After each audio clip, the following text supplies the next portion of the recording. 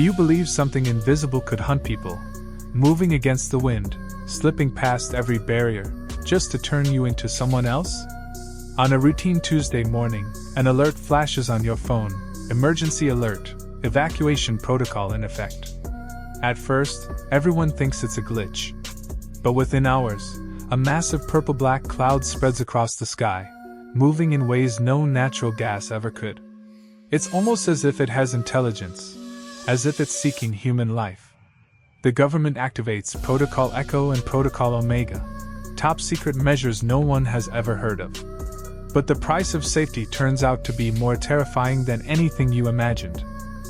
Welcome to Chilling Secrets, the channel where we uncover the hidden truths behind the world's most unsettling disasters, mysteries, and conspiracies. Today's story takes you inside one of the most chilling emergency alerts ever issued.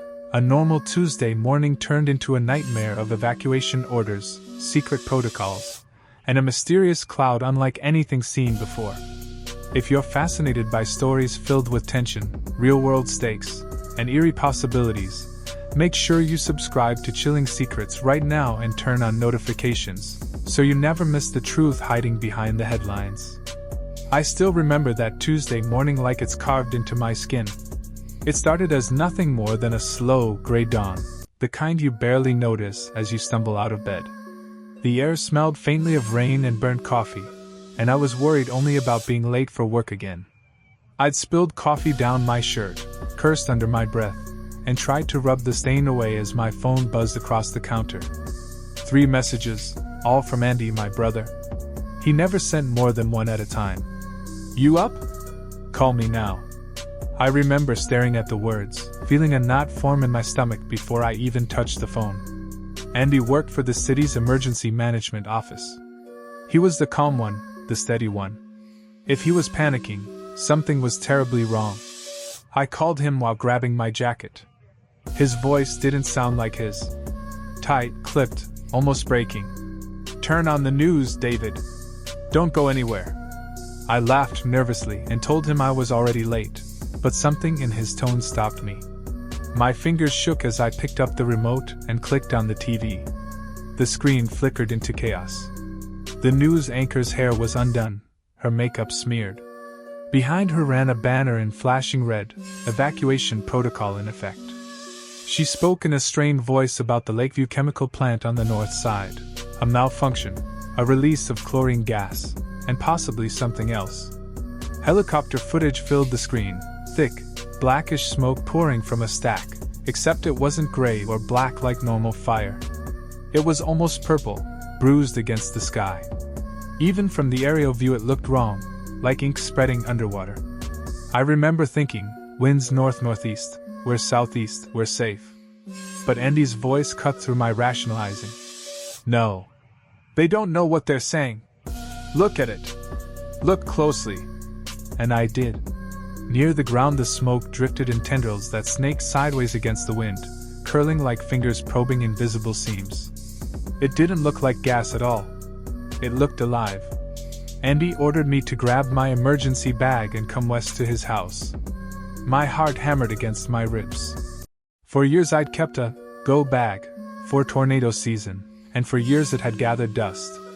Now my hands moved automatically. Water, flashlight, chargers, food bars, laptop.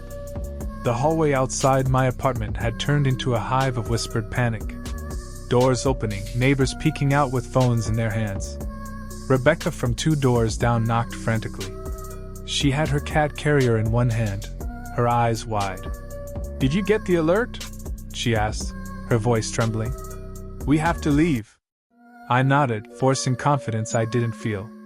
"Let's take my car," I said. "It's faster." She hesitated, glancing at her phone, trying to reach her husband who worked north of the plant. No answer. When we stepped outside, the sky looked deceptively normal. A few clouds, crisp October air. But in the distance the horizon wore a dark smudge like a bruise. People were already shoving suitcases into cars, shouting across the parking lot, arguing about what to take. I jammed my key into the ignition and the radio cut out for an emergency broadcast tone, a long, piercing beat that drilled straight into my skull. A robotic voice replaced the music. Emergency alert. Evacuation order now in effect for Harmon County. Proceed immediately to designated evacuation routes. This is not a drill. We pulled out onto the main road and instantly hit gridlock. Cars bumper to bumper, horns blaring, everyone trying to merge onto the same highway. Then Rebecca's phone buzzed again with a contradictory alert. Shelter in place if evacuation not possible. My knuckles whitened on the steering wheel. Was this a mistake? Was it safer to stay put? Andy called back, voice sharper now. Don't take the main highway. Everyone will be on it. Cut through the back roads. Get south, get west. I yanked the wheel, ignoring the angry chorus of horns as we made a U-turn into a narrow side street. Through the windshield, the city looked like it was holding its breath. Runners on sidewalks with backpacks. Mothers clutching toddlers. Elderly neighbors being pushed in wheelchairs. And always, just over the rooftops, that smear of unnatural color growing darker, stretching fingers across the horizon. Rebecca's cat meowed pitifully from the carrier. She whispered to it, trembling, but kept her eyes on the road ahead as if staring could will us safe. I kept glancing at the rearview mirror, at the distant dark mass. Every alert on my phone felt like a pulse of doom. Evacuation zone expanded. Proceed immediately. The back roads were less clogged, but more and more cars joined from side streets, headlights flickering like panicked fireflies. That's when the reality sank in. This wasn't just a chemical spill. This was something else, something breaking the rules we all counted on. The wind no longer mattered. The maps no longer mattered. And every instinct screamed that if we didn't move faster, the cloud would catch us the way a predator catches prey.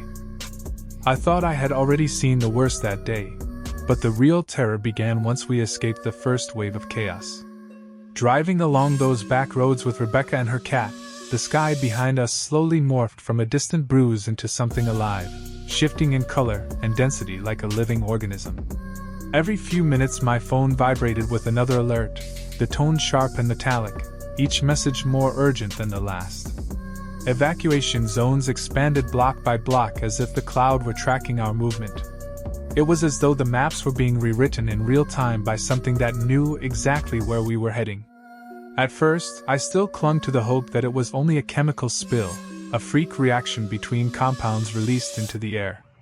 But then came the contradictory warnings: evacuate west, no evacuate south, shelter in place. And then the new symptom reports started leaking through social media before the networks went down: coughing, skin irritation, headaches, then confusion, hallucinations, and violent outbursts. Not the panic of frightened citizens, but a specific aggression that seemed coordinated, deliberate. Andy's voice on the phone confirmed my fears. The chemicals weren't just poison, they were reacting with each other, creating new compounds no one had anticipated. He even used the word sabotage.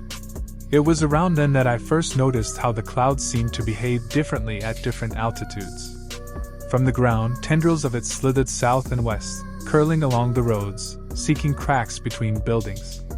Higher up, the main body pushed northeast with the wind, but down below it bent and twisted like it had its own agenda. We all saw it but tried to pretend we didn't, because the alternative, that it had intent, was impossible. Gas doesn't choose. Gas doesn't hunt. We eventually abandoned the car when the roads locked into gridlock. Rebecca held Luna in her carrier, and we moved on foot with dozens of others. We walked through neighborhoods where doors hung open and sprinklers still ran, little forgotten details of normal life abandoned in a rush. The further south we went, the more people joined the exodus, a human river flowing away from the invisible predator behind us. It was then, moving through the crowd, that I first started noticing the strange behavior in some of the evacuees. They weren't coughing or gasping like victims of chlorine would. They moved with a slight twitch in their gait, or they whispered to themselves with eyes unfocused. One man walked stiffly, carrying nothing but a kitchen knife dangling at his side. A woman stared straight up at the yellow-gray sky for a full minute, mouth open, before jerking her head forward and continuing as if nothing had happened. Rebecca saw it too, tightening her grip on the cat carrier and whispering prayers under her breath. I told myself they were in shock, dehydrated, traumatized. But deep down I felt it. The cloud wasn't just hurting people. It was changing them. Hours later, after countless detours through side streets and backyards, we reached the Riverview evacuation checkpoint at the Wilson Bridge. Soldiers in hazmat suits directed us toward decontamination tents. We stripped off our outer clothes, showered in a fine mist of bleach-scented spray, then were issued gray coveralls like prisoners. Our phones were sealed in plastic bags. We were told not to open them until we crossed the bridge. It all felt impersonal, industrial, but also strangely comforting, an illusion of control amid the madness. Inside the tent, I met the man who called himself Nate. He wore a paramedic's uniform still stained from some earlier shift. His eyes were tired but steady. He said he'd been at the plant during the first hours, that he'd seen things nobody should see. He spoke in a low voice about safety systems sabotage, chemicals mixing that should never touch each other, first responders collapsing or turning violent. His story matched Andy's warnings exactly. He even mentioned the tendrils of the cloud, how they moved wrong, as if searching. Talking to him felt like a lifeline, someone who understood, someone who had been closer to the truth. But there was something off about Nate. He was pale, sweating despite the October chill. At moments his eyes would go glassy, his voice flatten, then he'd blink and continue like nothing had happened. I told myself he was exhausted, traumatized. Still, a seed of unease rooted in my mind. When he spoke about the first responders, changing, his tone carried not just horror but a strange pride, as if he was reporting on an experiment. We crossed the bridge with thousands of others, the crowd a mass of gray coveralls trudging toward the promise of safety on the south bank. Soldiers shouted orders through megaphones, reminding us to stay calm, to keep moving. Halfway across, a commotion erupted ahead, a scream, then shouts, then people pushing backward. Rumors rippled through the crowd, someone convulsed, someone attacked a woman. My heart sank. Nate's words came back to me, neurological effects, aggression. The soldiers pushed forward in hazmat suits to contain the disturbance. We were held in place, unable to move, while my sealed phone buzzed helplessly in its bag. Minutes later they carried 2 people away, one limp, the other strapped to a stretcher thrashing violently. When we finally reached the south side of the bridge, my relief was palpable. A new evacuation center sprawled across what had once been a riverside park. Tents, floodlights, helicopters, soldiers, a whole city of control. We queued for registration, gave our names, received wristbands. I sat in a blue tent charging my phone next to Nate, who seemed weaker now, clutching his head. A commotion erupted near the entrance when a woman argued with soldiers about being cleared already. Her anger turned to eerie calm mid-sentence, and she let herself be escorted out. Nate watched her with unnerving intensity, murmuring about mood swings being an early sign. That's when I began to think maybe Nate wasn't what he seemed. Minutes later, when I looked up from my phone, he was gone. His charger still dangled from the outlet, cords swaying gently. I went to ask the soldiers at the entrance where the paramedic had gone. Their blank stares chilled me. No one in a paramedic uniform had been allowed inside. All first responders were required to change into standard-issue coveralls after decontamination. The man I had spoken with, shared fears with, wasn't supposed to exist. I stepped outside, the sunset casting the river in blood-colored light. Across the water the cloud loomed larger than ever, its edges pulsing with finger-like projections reaching southward. It was no longer something happening, up north, but a living wall creeping closer. The floodlights of the evacuation center flickered as helicopters thundered overhead. And then the loudspeakers blared a new order, Security Protocol Delta now in effect. Proceed to designated shelters immediately. This is not a drill. Soldiers moved with greater urgency. People clutched their bags, their children, their pets. That was the moment Andy appeared in full tactical gear, pulling me out of the crowd. His face was gaunt, eyes shadowed with exhaustion. He shoved a respirator mask into my hands and told me to put it on without asking questions. He explained in a low, fierce voice that the cloud's behavior had changed again. It was moving faster, definitely targeting population centers. Infiltrators had been sneaking into evacuation centers disguised as evacuees or emergency staff. The security teams were overwhelmed. Time was running out. He hustled me through back routes between tents toward a waiting convoy on the edge of the camp. As we passed soldiers erecting new sensors, my phone vibrated with yet another alert: expanded evacuation zone. Immediate relocation required. Andy muttered about Protocol Echo under his breath, and I asked what it meant. He didn't answer directly, only said we had maybe 30 minutes before the leading edge reached us. We climbed into a Humvee and the driver floored it, the convoy racing east toward Highfield Ridge. From the back window I watched the evacuation center shrink behind us, its floodlights glowing in the twilight like a fragile fortress. Then came the explosions. A semicircle of bright flashes erupted north of the camp, perfectly timed, perfectly placed. Fire blossomed skyward, a man-made sunrise. The chemical cloud hesitated, tendrils recoiling from the heat. More explosions followed, larger now, directly within the evacuation center itself. I screamed, not believing what I saw. They were destroying the camp, with everyone still inside. Protocol Echo wasn't just a barrier. It was a sacrifice. Andy's words from earlier echoed in my head about final containment. The Humvee jolted as the shockwave hit, a deep rolling thud that rattled the windows and sent burning debris spiraling across the sky. In the distance, the once orderly camp was now a sheet of flame. Rebecca, Patrick, Nate, thousands of evacuees. Andy had tried to save as many as he could, but now the decision had been made far above his head. They called it containment. To me it looked like mass murder. The convoy accelerated up the ridge. I pressed my face to the window, watching the chemical cloud roll against the wall of fire. It pulsed and writhed, almost alive, seeking another path.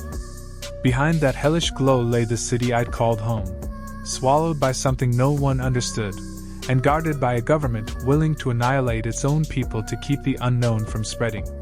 That was the moment when I truly understood the purple-black cloud was not just chemicals. It wasn't a spill or an accident. It was an invasion of some kind, maybe not by aliens, maybe not by anything we had a name for, but an invasion nonetheless. And Protocol Echo was just the beginning of how far they would go to stop it. When the first explosions of Protocol Echo lit the sky, I thought I had already seen the unthinkable. But that was only the prelude. The convoy roared east toward Highfield Ridge, engines howling, soldiers silent with the weight of orders they couldn't explain. Behind us, the evacuation center burned like a false sunrise. The chemical cloud hesitated at the wall of flame, its tendrils curling back. But even from miles away I could sense it was only regrouping. Andy sat beside me in the Humvee, helmet under his arm, eyes locked on a wrist-mounted device feeding real-time data. He didn't say much, only gripped my shoulder once as if to reassure himself I was real. By the time we reached the top of the ridge, the world below had changed. The city lay under a rolling bruise of darkness, a living shadow spilling across neighborhoods and highways. Military helicopters moved like insects against it, dwarfed and futile. Andy pulled me out of the vehicle and guided me through a new decontamination checkpoint, this one with blood tests and neurological checks. His hands were steady, but his face betrayed the truth. Echo hadn't worked. The cloud was still advancing, slower perhaps, but relentless. We spent the night in a smaller, hastily built camp just beyond the fire line. From there, you could see the orange glow of burning suburbs, the blackened scar where the evacuation center had stood. Soldiers and scientists huddled over equipment, speaking in clipped tones. They had stopped calling it a chemical release. Now it was an anomaly. Some whispered it might not even be purely chemical anymore. I overheard phrases like symbiotic vector, neurological repatterning, and environmental activation. I tried to sleep on a cot under a harsh floodlight, but each time I closed my eyes I saw the purple-black tendrils creeping over the fire, testing the barrier. At dawn Andy came to me. He looked older, as if the night had carved lines into his face. He handed me a laminated badge and said, This will get you on the first transport east. His voice cracked, but he covered it with a cough. Protocol Omega has been authorized. I didn't understand at first. Omega? He didn't meet my eyes. Scorched earth. They're going to sterilize the entire zone. The words fell like lead. Echo had been an atrocity but still targeted, a fire break, a desperate measure. Omega would be total. Everything and everyone left behind would vanish in flame and chemicals, erasing not just danger but witnesses. I wanted to argue, to demand that he come with me, but he was already stepping back toward the command tent. They need me to coordinate the last transports, he said. Erin's on the other side. Find her. His hand on my shoulder lingered for a second, then was gone. Minutes later I was hustled onto a military truck with a few other evacuees wearing special badges. As it lurched eastward, I looked back at Andy standing on the edge of the makeshift command post, a small figure against a rising storm.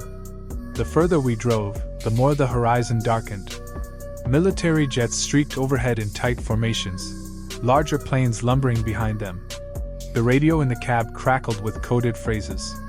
I heard the word Omega, repeated again and again, a countdown embedded in their clipped voices. When the first low thunder rolled across the earth, I knew it had begun. A ripple of orange light surged along the valley floor, blossoming into spheres of white heat. Then another and another, until the entire landscape convulsed under a chain of detonations. The shock wave struck our truck like a giant's hand, windows rattling, ears ringing. I pressed my forehead against the glass, watching the black cloud flare and twist as the bombs ignited below it. It was not a clean retreat. Instead of dispersing, parts of it seemed to glow from within, curling like molten metal. Some tendrils lashed at the flames as if alive. In that instant I felt a cold certainty. This wasn't just chemistry anymore. Something else was in there, something dormant that we had awakened or unleashed. By nightfall we reached a secondary safe zone farther east. Soldiers herded us through yet another round of decontamination, blood draws, and neurological checks. Everything smelled of bleach and fear. They gave us new coveralls, a cot, a ration pack. But none of it felt real. Andy's absence pressed down on me heavier than the exhaustion. He had saved me again, but at the cost of his own life. Survivor's guilt isn't a phrase you understand until you feel it clawing inside you like a living thing, whispering that you should have stayed, that you should have fought, that maybe you deserved the fire too. In the days that followed, the official story hardened, containment successful, threat neutralized. But those of us who had seen it knew better. Even from the far hills we could see the sky flickering purple at night, like some sleeping creature shifting in its dreams. Scientists spoke of new readings, unexplained energy signatures, and mutations in the air samples. Nobody said alive, but nobody said dead either. Sometimes, late at night, I still hear Andy's voice through the static of memory. Find Erin. Get out. Omega is coming. And I think of the thousands swallowed by fire and cloud, of the evacuees who never made it onto the transports, of the dark intelligence slumbering in that haze. The government called it a scorched earth policy. I call it the day saving became destroying. And even now, long after the fires burned out, I can't shake the feeling that whatever was hiding in that purple-black cloud is still waiting, patient and unseen, for its next chance to move. When you hear a story like this, it's hard not to picture yourself right there. In the car, the alerts buzzing, the sky turning purple-black over your hometown. What would you do if a mysterious cloud started moving against the wind, ignoring every barrier, and the government's evacuation orders kept changing by the hour? Would you trust the official routes, or would you find your own way out? And if you saw people around you acting strangely, whispering to themselves, moving in unsteady patterns, would you stop to help or keep walking? We want to know how you'd react in that moment. Share your thoughts below. Would you stay, run, hide, or try to help others escape? Do you think the government was right to trigger Protocol Omega, or was there another way? Your perspective could help us unravel the human side of this nightmare, the choices, the fears, and the courage it takes to survive. Drop your answers in the comments. Let's see how different people around the world imagine their decisions in a situation where survival and humanity collide. Standing here now, far from the blackened zone and the scorched skyline, it's almost impossible to believe how quickly everything unraveled. A normal Tuesday morning became an emergency alert, an evacuation, a desperate flight across a bridge, and then Protocol Omega, a policy that burned an entire county off the map. I escaped because my brother Andy pushed me to safety, but his choice to stay behind still echoes through every breath I take. His sacrifice, and the thousands of unnamed lives lost, remind me that containment often hides a darker meaning. If you've followed this journey with us, you've seen how the purple-black cloud wasn't just chemicals, how it moved like it was alive, how people changed when exposed. But the biggest questions remain unanswered. What was really inside that cloud, and why did it seem to seek us? Did Protocol Omega actually destroy it, or just wake something deeper? Thank you for watching this episode of Chilling Secrets. If you're fascinated by hidden truths and dark mysteries, make sure to subscribe to the channel and tap the bell icon so you won't miss our next story. In the next video, we'll dig into classified reports hinting at what scientists discovered inside the cloud after the firestorms. Evidence that may change everything we think we know about contagion, intelligence, and survival. Turn on notifications, share this video with friends who love a good mystery, and stay tuned. Because sometimes the scariest part isn't the disaster itself, it's what comes after.